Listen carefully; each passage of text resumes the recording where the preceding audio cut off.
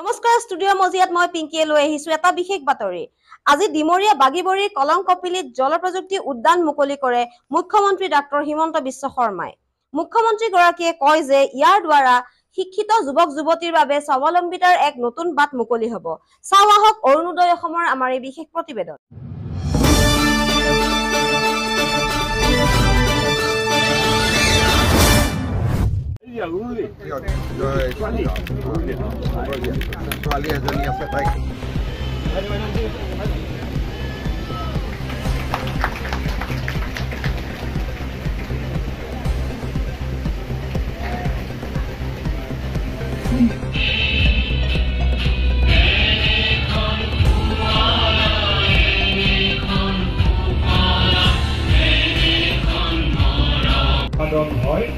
তাৰ তালিকাখনত চালে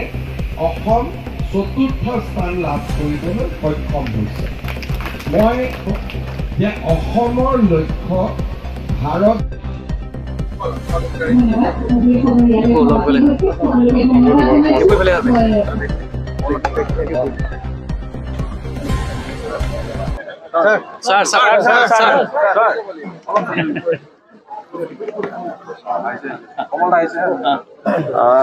কলং কপিলি যি নেকি অসমৰ যিটো আমি কম যে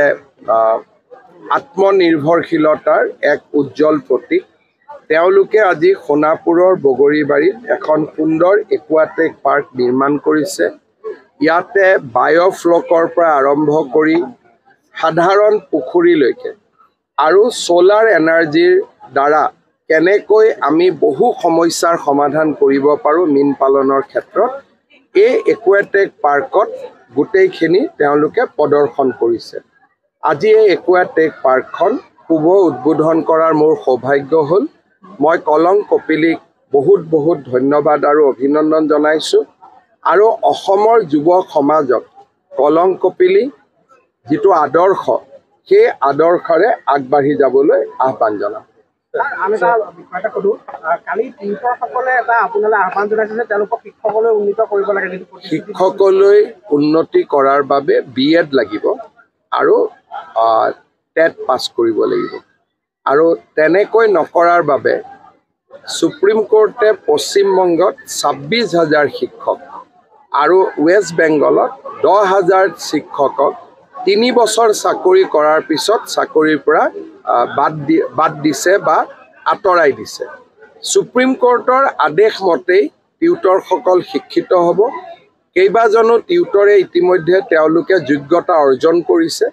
তেওঁলোকক আমি শিক্ষকলৈ ৰূপান্তৰ কৰিম আৰু যিসকল টিউটৰে যোগ্যতা অৰ্জন কৰা নাই তেওঁলোকৰ দৰমহাটো আমি অলপ বৃদ্ধি কৰিম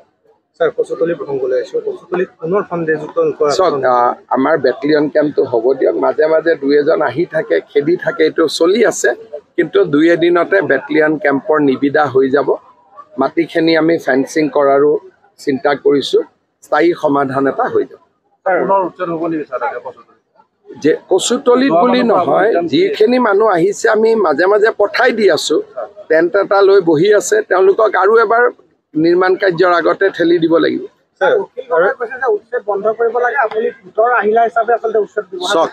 অখিল গগৈৰ কথা মতে দেশৰতো সুপ্ৰিম কোৰ্ট আৰু হাইকোৰ্ট নচলে ফৰেষ্টত যদি এনক্ৰ'চ কৰে বা ভিজিআৰ পিজিআৰত এনক্ৰ'চ কৰে